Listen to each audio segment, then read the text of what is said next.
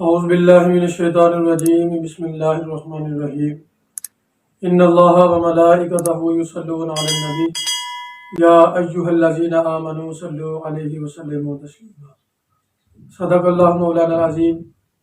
برادران اسلام، اللہ رب العزت نے یہ آیہ کریمہ اپنے پیارے محبوب علیہ الصلوۃ والسلام کی شان و عظمت کو بلند کرنے کے لیے نازل فرمائی ہے۔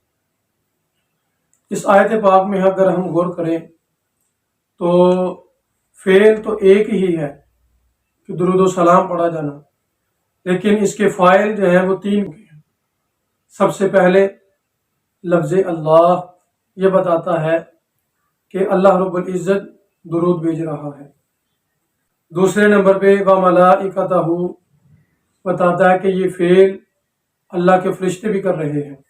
تو پھر جب اللہ بھی اور اس کے فرشتے بھی درود بھیج رہے ہیں تو اللہ رب العزت نے ایمان والوں کو بھی حکم دیا، یعنی کہ اب اس درود و سلام پڑھنے کے لیے تیسرا فاعل جو ہے وہ ایمان والوں کو بھی شامل کر لیا۔ کس قدر عظیم بات ہے کہ فعل ایک ہے اور اس کو کرنے والا اللہ بھی ہے، فرشتے بھی ہیں، امت مسلمہ کو حکم بھی دیا جا رہا ہے۔ تو یہ انداز بتاتا ہے کہ حضور نبی اکرم علیہ الصلوۃ والسلام کی شان و عظمت جو ہے وہ نہایت حسین اور بلند و بالا ہے۔ تو اگر اس بات پہ غور کریں کہ فعل جب ایک ہی ہوا، فاعل جدا جدا ہیں، تو کیا جدا جدا فاعل ہونے کی وجہ سے یہ فعل ایک ہی طریقے کا سر انجام ہوتا ہے؟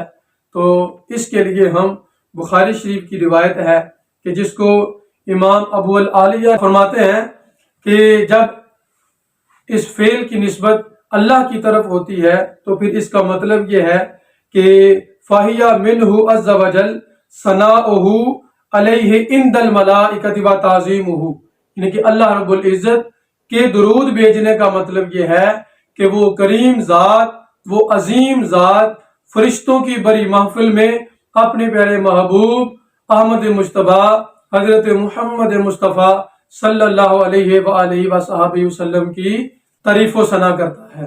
اب یہ بات تو امام ابو العالیہ نے کی ہے۔ علامہ سید محمود علوسی رحمۃ اللہ علیہ بڑی حسین اس کی وضاحت فرماتے ہیں۔ آپ فرماتے ہیں وَتَعْظِيمِهِ تَعَالَى إِيَّاهُ فِي الدُّنْيَا بِإِعْلَاءِ ذِكْرِهِ، یعنی کہ اس دنیا میں اللہ رب العزت کی تعریف کرنے کا مطلب یہ ہے کہ وہ بِإِعْلَاءِ ذِكْرِهِ، اس کے ذکر کو بلندی عطا فرما رہا ہے، وَإِظْهَارِ دِينِهِ، اور اس کے دین کو غلبہ عطا فرما رہا ہے، وَإِبْقَاءِ الْعَمَلِ بِشَرِيعَتِهِ، اور اس کی شریعت کے اعمال کو بقا جو ہے وہ عطا فرما رہا ہے۔ یہ تو دنیا کی بلندی ہے۔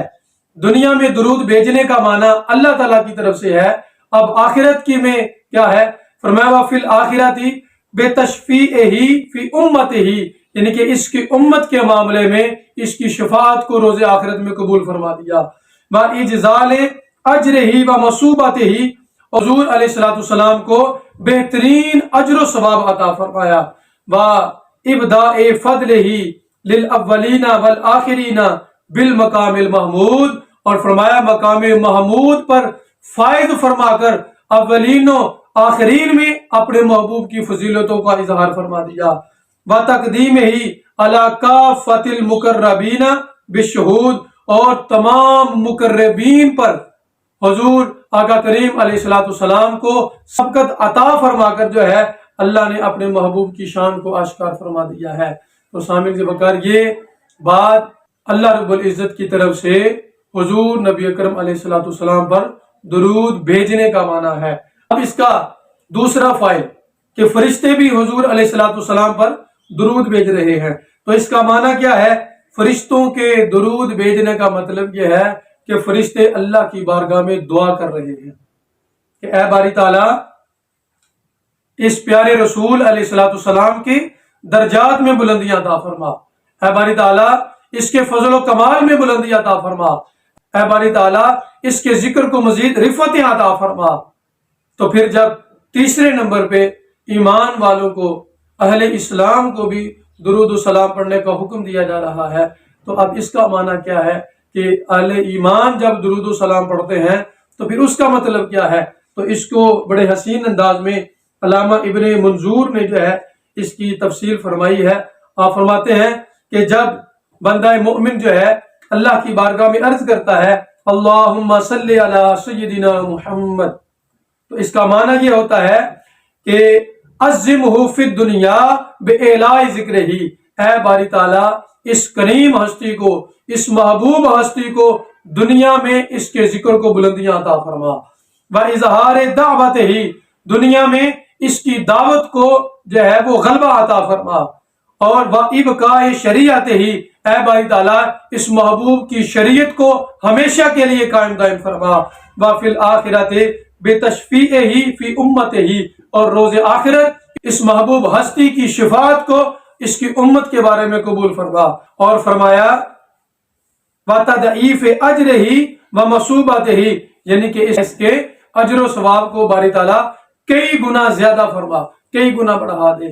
تو اس طرح سے سامعین وقار اس آیت کریمہ میں ہم نے جب غور کیا تو ہمیں معلوم ہوا اللہ درود بھیج رہا ہے تو وہ بھی اپنے محبوب کے ذکر کو، اپنے محبوب کی شان کو بلند فرما رہا ہے۔ جب فرشتوں کی طرف غور کیا تو وہ بھی اسی کام میں مگن ہے کہ اس کریم کی بارگاہ میں دعا کر رہے ہیں بالا اس کی شانوں کو بلندیاں عطا فرما۔ تو جب اہل اسلام کو، اہل ایمان کو درود و سلام پڑھنے کا حکم دیا، اس کا بھی معنی، اس کا بھی خلاصہ یہی ہوا کہ باری تعالیٰ اس محبوب کے ذکر کو بھی بلند فرما، اس کی شریعت کو بھی قائم دائم فرما، اور روز آخرت بھی اس کی اجر و ثواب، اس کی مقام و مرتبہ کو ہمیشہ کے لیے بلند و بالا فرما۔ وما علینا الا البلاغ۔